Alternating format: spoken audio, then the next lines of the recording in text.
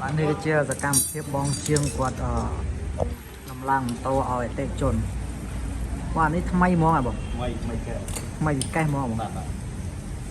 អីថ្ងៃនេះដកបានប៉ុន្មានគ្រឿងដែរបងបាន3 10គ្រឿងនៅគ្រឿងទៀតអបតទៀតចានេះទិញលុយសុទ្ធឬក៏បងលុយដែរលុះសុទ្ធបងលុយសុទ្ធតិចជនមកចាំហើយឡើយចាំឯកសារយើងមានអីខ្លះបងលុយចឹងបានឯកសារប៉ុណ្ណាទេបាយកាប់អីមានព្រីអីខ្លះបងច្រើនណាស់មានយ៉ាតអូទៀតសាំងពេញទៅសិនតែខាងយ៉ា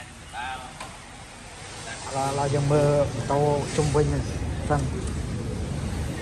ទៅចាប់មកយើងតោ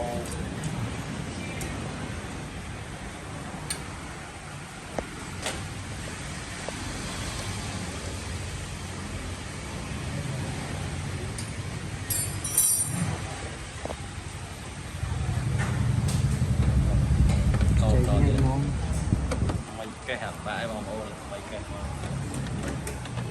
បងប្អូនណាដែលខ្វះខាតអូជី